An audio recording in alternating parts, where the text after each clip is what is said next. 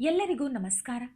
ಕೇವಲ ಒಂದೇ ಒಂದು ಲಿಂಬೆಹಣ್ಣಿನಿಂದ ಯಾರಿಗೂ ತಿಳಿಯದ ಹಾಗೆ ರಹಸ್ಯವಾಗಿ ಹೀಗೆ ಮಾಡಿದರೆ ಸಾಕು, ನಿಮ್ಮ ಜೀವನದಲ್ಲಿರುವ ಎಲ್ಲಾ ರೀತಿಯ ಸಮಸ್ಯೆಗಳಿಂದ ನೀವು ಸುಲಭವಾಗಿ ಹೊರಬರಬಹುದು.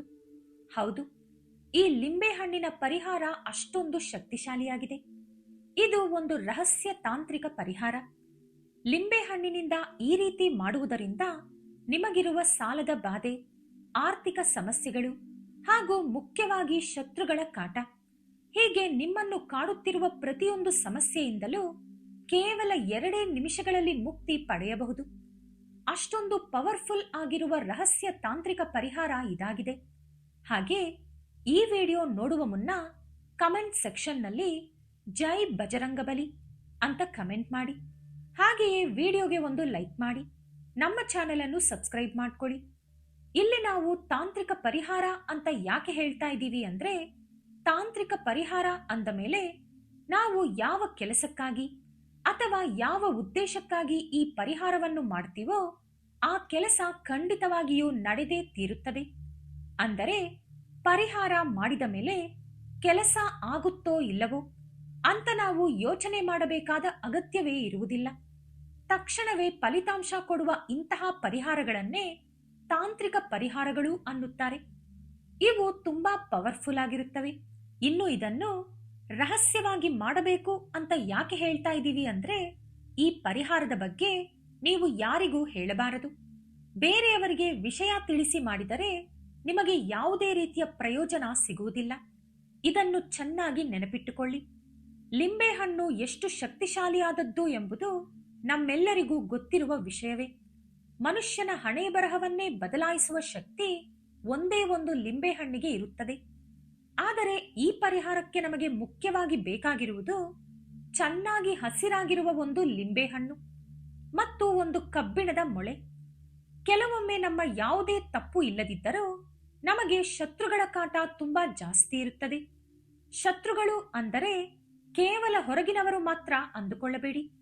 ನಮ್ಮ ಸ್ವಂತ ಮನೆಯವರಲ್ಲಿ, ನಮ್ಮವರು ಅಂದುಕೊಳ್ಳುವ ಸಂಬಂಧಿಕರಲ್ಲಿ ಹಾಗೂ ರಕ್ತ ಸಂಬಂಧಿಗಳಲ್ಲಿಯೇ ನಮಗೆ ಶತ್ರುಗಳು ಹುಟ್ಟಿಕೊಳ್ಳುತ್ತಾರೆ.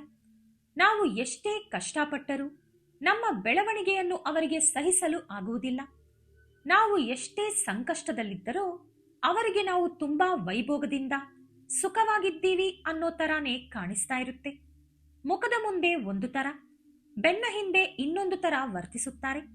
ನಮ್ಮ ಎದುರಿಗೆ ಒಂದು ಮಾತಾಡಿದರೆ ನಾವು ಹಿಂದೆ ತಿರುಗಿದ ತಕ್ಷಣ ಇನ್ನೊಂದು ತರ ಮಾತಾಡ್ತಾರೆ.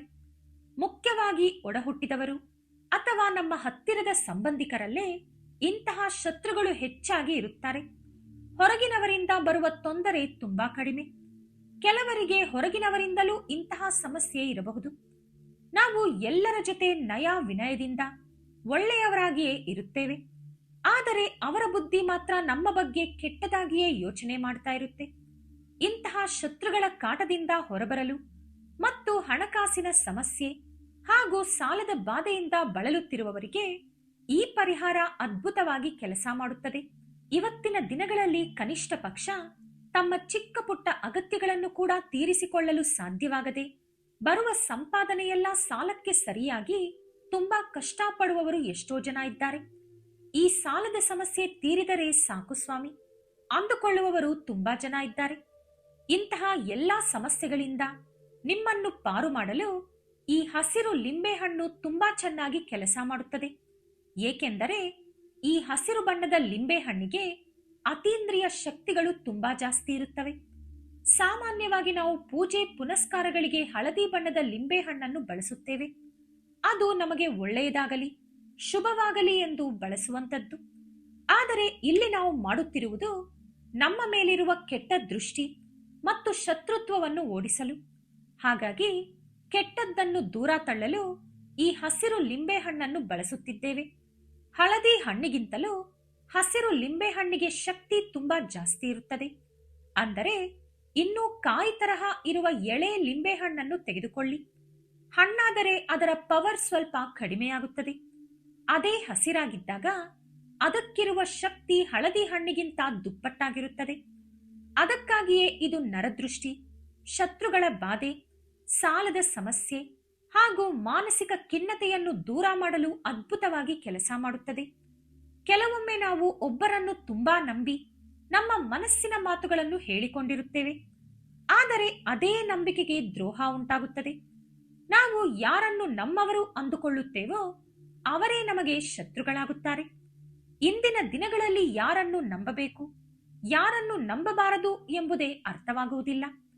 ಇನ್ನು ಭೀಕರವಾದ ಹಣದ ಸಮಸ್ಯೆ ಮತ್ತು ಸಾಲದ ಬಾಧೆ ಎಂತಹದ್ದು ಅಂದರೆ, ನಾವು ಮನೆಯಲ್ಲಿ ಊಟ ಮಾಡಿದ್ದೀವೋ ಇಲ್ವೋ ಅಂತ ಯಾರೂ ಬಂದು ಕೇಳುವುದಿಲ್ಲ. ಆದರೆ ಸಾಲ ಕೊಟ್ಟವರು ಬಂದು ಕೇಳುವ ಆ ನೋವು ಇದೆಯಲ್ಲ, ಅದು ಅನುಭವಿಸಿದವರಿಗೆ ಮಾತ್ರ ಗೊತ್ತು. ಸಾಲ ಇಲ್ಲದೆ ನೆಮ್ಮದಿಯಾಗಿದ್ದರೆ ಸಾಕು ಎನ್ನುವಷ್ಟರ ಮಟ್ಟಿಗೆ ಜೀವನ ನಮಗೆ ಪಾಠ ಕಲಿಸಿರುತ್ತದೆ. ಆದ್ದರಿಂದ ಅಂತಹ ಸಾಲದ ಬಾಧೆ ಇಲ್ಲದೆ ನಾವು ಪಡುವ ಕಷ್ಟಕ್ಕೆ ತಕ್ಕ ಪ್ರತಿಫಲ ಸಿಗಬೇಕು. ಲಕ್ಷ್ಮೀದೇವಿಯ ಅನುಗ್ರಹ ಮತ್ತು ದೈವಕೃಪೆ ನಮ್ಮ ಮೇಲಿರಬೇಕು ಅಂದುಕೊಳ್ಳುವವರಿಗೆ ಈ ಪರಿಹಾರ ತುಂಬಾ ಶಕ್ತಿಶಾಲಿಯಾಗಿ ಕೆಲಸ ಮಾಡುತ್ತದೆ. ಇದನ್ನು ನೀವು ವಾರದ ಯಾವುದೇ ದಿನದಲ್ಲಾದರೂ ಮಾಡಬಹುದು. ಇದು ತಾಂತ್ರಿಕ ಪರಿಹಾರ ಆಗಿರುವುದರಿಂದ ವಾರದ ಇದೇ ದಿನ ಮಾಡಬೇಕು ಅಂತ ಯಾವುದೇ ನಿಯಮವಿಲ್ಲ. ನೀವು ಮಾನಸಿಕವಾಗಿ ತುಂಬಾ ಕುಗ್ಗಿ ಹೋಗಿದ್ದಾಗ, ಈ ಕಷ್ಟಗಳನ್ನು ತಡೆದುಕೊಳ್ಳಲು ಸಾಧ್ಯವಾಗುತ್ತಿಲ್ಲ ಅಂದಾಗ ನೀವು ಯಾವುದೇ ದಿನ ಇದನ್ನು ಮಾಡಬಹುದು. ಆದರೆ ಒಂದು ಮುಖ್ಯವಾದ ವಿಷಯ, ಈ ಪರಿಹಾರವನ್ನು ಸೂರ್ಯ ಮುಳುಗಿದ ಮೇಲೆ, ಅಂದರೆ ಕತ್ತಲಾದ ನಂತರವೇ ಮಾಡಬೇಕು. ಆಗಲೇ ನಿಮಗೆ ಒಳ್ಳೆಯ ರಿಸಲ್ಟ್ ಸಿಗುತ್ತದೆ. ಕತ್ತಲಾದ ಮೇಲೆ ಮಾಡಬೇಕು ಎಂಬುದನ್ನು ಮಾತ್ರ ಚೆನ್ನಾಗಿ ನೆನಪಿಟ್ಟುಕೊಳ್ಳಿ. ಹಾಗೆ ಪರಿಹಾರ ಮಾಡುವ ದಿನ ಸ್ವಲ್ಪ ನಿಯಮಗಳನ್ನು ಪಾಲಿಸಿ. ಸ್ವಚ್ಛವಾಗಿ ಸ್ನಾನ ಮಾಡಿ, ಒಗೆದ ಒಳ್ಳೆಯ ಬಟ್ಟೆಗಳನ್ನು ಧರಿಸಿ ಈ ಪರಿಹಾರವನ್ನು ಮಾಡಿ. ಆದರೆ ಅಂದು ಯಾವುದೇ ಕಾರಣಕ್ಕೂ ಕಪ್ಪು ಬಣ್ಣದ ಬಟ್ಟೆಗಳನ್ನು ಧರಿಸಬೇಡಿ ಮತ್ತು ಆ ದಿನ ಮಾಂಸಾಹಾರವನ್ನು ಸೇವಿಸಬೇಡಿ. ದೇವರ ಮೇಲೆ ಸಂಪೂರ್ಣ ನಂಬಿಕೆ ಇಟ್ಟು ನನ್ನ ಈ ಕೆಲಸ ಖಂಡಿತ ಆಗುತ್ತದೆ ಎಂಬ ಭರವಸೆಯೊಂದಿಗೆ ಈ ಪರಿಹಾರವನ್ನು ಪ್ರಾರಂಭಿಸಿ. ಈಗ ಶತ್ರುಗಳ ಹೆಸರು ಬರೆಯುವ ವಿಷಯಕ್ಕೆ ಬರೋಣ. ಕೆಲವೊಮ್ಮೆ ನಮಗೆ ಶತ್ರುಗಳು ಜಾಸ್ತಿ ಇರಬಹುದು. ಒಂದು ವೇಳೆ ಇಬ್ಬರು ಅಥವಾ ಒಬ್ಬರು ಶತ್ರುಗಳಿದ್ದರೆ ಆ ಲಿಂಬೆ ಹಣ್ಣಿನ ಮೇಲೆ ಅವರ ಹೆಸರನ್ನು ಬರೆಯಿರಿ. ನೆನಪಿರಲಿ, ಹಳದಿ ಲಿಂಬೆ ಹಣ್ಣು ಬಳಸಬೇಡಿ. ಹಸಿರು ಲಿಂಬೆ ಹಣ್ಣನ್ನೇ ತೆಗೆದುಕೊಳ್ಳಿ. ಒಂದು ಹಸಿರು ಲಿಂಬೆ ಹಣ್ಣನ್ನು ತೆಗೆದುಕೊಂಡು ಶತ್ರುಗಳು ಯಾರು, ಒಬ್ಬರ ಅಥವಾ ಇಬ್ಬರ, ಅವರ ಹೆಸರನ್ನು ಕೆಂಪು ಬಣ್ಣದ ಪೆನ್ನಿನಿಂದ ಲಿಂಬೆ ಹಣ್ಣಿನ ಮೇಲೆ ಬರೆಯಿರಿ. ಒಂದು ವೇಳೆ ಸಾಲದ ಸಮಸ್ಯೆ ಅಥವಾ ಹಣದ ಸಮಸ್ಯೆ ಇದ್ದರೆ ನಿಮಗೆ ಎಷ್ಟು ಸಾಲ ಇದೆಯೋ ಆ ಮೊತ್ತವನ್ನು ಲಿಂಬೆ ಹಣ್ಣಿನ ಮೇಲೆ ಬರೆಯಿರಿ. ಅಥವಾ ಸರಳವಾಗಿ ನನ್ನ ಸಾಲಗಳೆಲ್ಲವೂ ತೀರಬೇಕು ಎಂದು ಬರೆಯಿರಿ.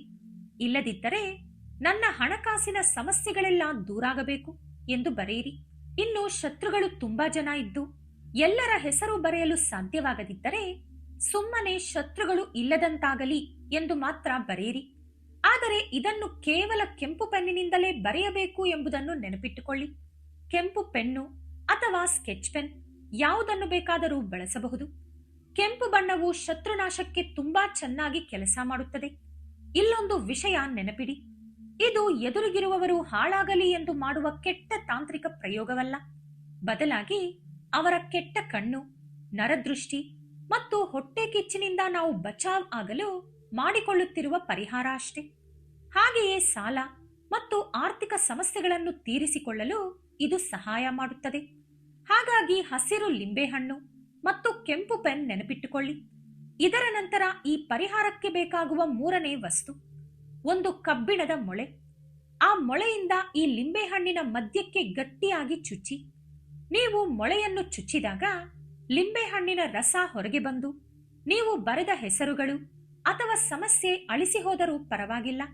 ಅದರ ಬಗ್ಗೆ ಚಿಂತೆ ಮಾಡಬೇಡಿ. ಏಕೆಂದರೆ ನಾವು ಈಗಾಗಲೇ ಹೆಸರನ್ನು ಬರೆದಿರುವುದರಿಂದ ನಂತರ ಅದು ಅಳಿಸಿ ಹೋದರೂ ತೊಂದರೆ ಇಲ್ಲ. ಆದರೆ ನೀವು ಮೊಳೆಯನ್ನು ಚುಚ್ಚುವಾಗ ಮನಸ್ಸಿನಲ್ಲಿ ಗಟ್ಟಿಯಾದ ಸಂಕಲ್ಪ ಮಾಡಿಕೊಳ್ಳಬೇಕು. ಅಂದರೆ ಒಂದು ಕೈಯಲ್ಲಿ ಲಿಂಬೆಹಣ್ಣು, ಇನ್ನೊಂದು ಕೈಯಲ್ಲಿ ಮೊಳೆಯನ್ನು ಹಿಡಿದುಕೊಂಡು ನಿಮ್ಮ ಕಷ್ಟಗಳು, ಬಾಧೆಗಳು ಏನೇನಿದೆಯೋ ಅದನ್ನೆಲ್ಲ ಬಲವಾಗಿ ದೇವರಿಗೆ ಹೇಳಿಕೊಳ್ಳಿ. ನನಗೆ ಇಂಥವರಿಂದ ತೊಂದರೆ ಇದೆ ಅಥವಾ ಇಷ್ಟೊಂದು ಸಾಲ ಇದೆ, ನನ್ನ ಮೇಲಿರುವ ಶತ್ರುಗಳ ನರದೃಷ್ಟಿ ಹಾಗೂ ಅವರು ಮಾಡಿರುವ ಯಾವುದೇ ಕೆಟ್ಟ ತಂತ್ರಗಳು ನನಗೆ ತಾಗಬಾರದು ಎಂದು ಪ್ರಾರ್ಥಿಸಿಕೊಳ್ಳಿ.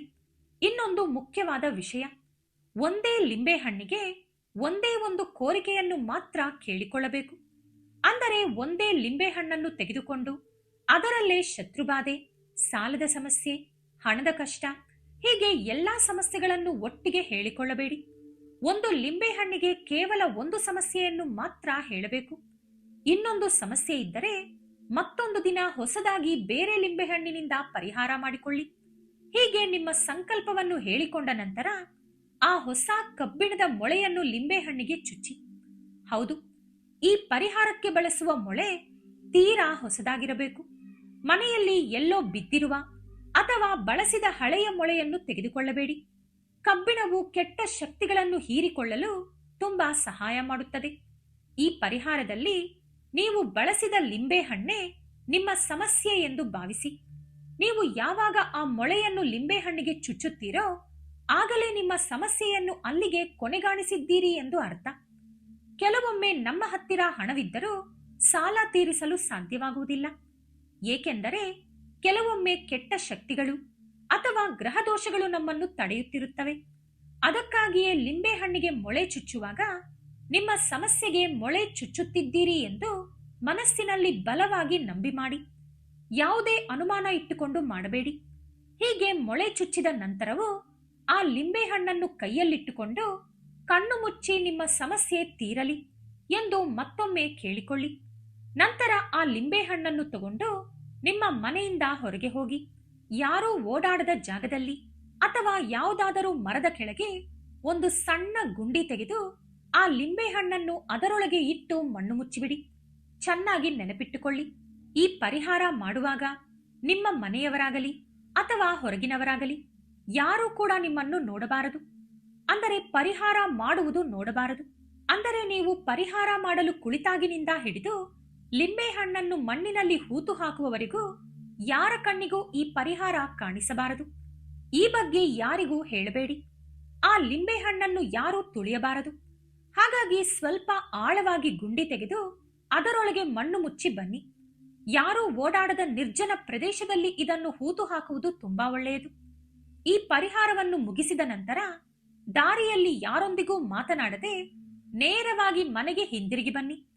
ಮನೆ ಒಳಗೆ ಬರುವ ಮುನ್ನ ಹೊರಗಡೆಯೇ ಕೈ ಕಾಲುಗಳನ್ನು ಸ್ವಚ್ಛವಾಗಿ ತೊಳೆದುಕೊಂಡು ನಂತರವೇ ಮನೆ ಒಳಗೆ ಪ್ರವೇಶಿಸಿ.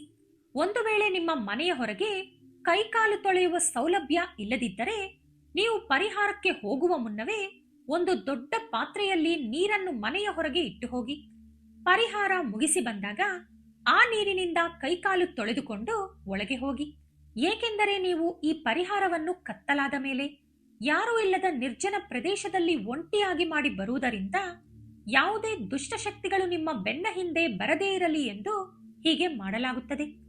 ಮನೆಗೆ ಬಂದ ನಂತರ ಮತ್ತೊಮ್ಮೆ ಕೈಕಾಲು ಮುಖವನ್ನು ಚೆನ್ನಾಗಿ ತೊಳೆದುಕೊಂಡು ನೀವು ಹಾಕಿಕೊಂಡಿರುವ ಬಟ್ಟೆಗಳನ್ನು ಬಿಚ್ಚಿ ಬೇರೆ ಬಟ್ಟೆಗಳನ್ನು ಬದಲಾಯಿಸಿಕೊಳ್ಳಿ.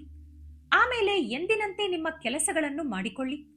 ಈ ಕೆಲಸ ಮುಗಿದ ಮೇಲೂ ಇದರ ಬಗ್ಗೆ ಮನೆಯವರ ಬಳಿ ಚರ್ಚೆ ಮಾಡಬೇಡಿ.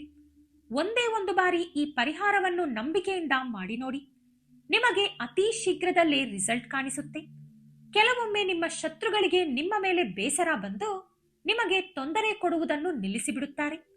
ಇನ್ನು ಕೆಲವೊಮ್ಮೆ ಆ ಶತ್ರುಗಳೇ ನಿಮ್ಮ ಮೇಲೆ ಕರುಣೆ ತೋರಿಸಿ ತಮಗರಿವಿಲ್ಲದಂತೆಯೇ ಸಹಾಯ ಮಾಡುತ್ತಾರೆ ಅಥವಾ ನಿಮ್ಮ ಸ್ನೇಹಿತರಾಗಿ ಬದಲಾಗುತ್ತಾರೆ. ಇನ್ನು ಸಾಲದ ಸಮಸ್ಯೆ ಅಂತೀರಾ, ನಿಮಗೆ ಹಣ ಬರುವ ಹೊಸ ದಾರಿಗಳು ಕಾಣಿಸಿಕೊಳ್ಳುತ್ತವೆ. ಏನಾದರೂ ದೋಷಗಳಿದ್ದರೆ ಅವೆಲ್ಲವೂ ನಿವಾರಣೆಯಾಗಿ ನಿಮ್ಮ ಸಾಲಗಳೆಲ್ಲವೂ ತೀರಿ ಹೋಗುತ್ತವೆ. ನಿಮ್ಮ ಸಮಸ್ಯೆ ಏನೇ ಇದ್ದರೂ ಅದು ತಕ್ಷಣವೇ ಬಗೆಹರಿಯುತ್ತದೆ.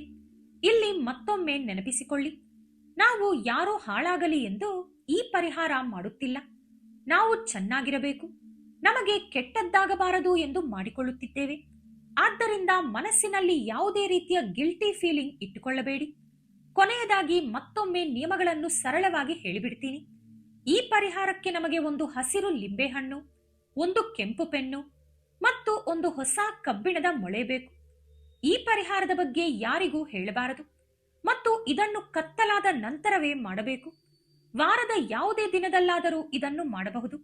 ಇಷ್ಟೇ ನೋಡಿ.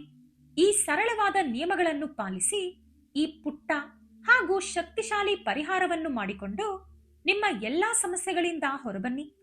ಈ ವಿಡಿಯೋ ಇಷ್ಟವಾಗಿದ್ದರೆ ಲೈಕ್ ಮಾಡಿ, ಶೇರ್ ಮಾಡಿ. ನಮ್ಮ ಚಾನೆಲ್ ಅನ್ನು ಸಬ್ಸ್ಕ್ರೈಬ್ ಮಾಡಿಕೊಂಡು ಬೆಲ್ ಐಕಾನ್ ಕ್ಲಿಕ್ ಮಾಡಿ. ಧನ್ಯವಾದಗಳು.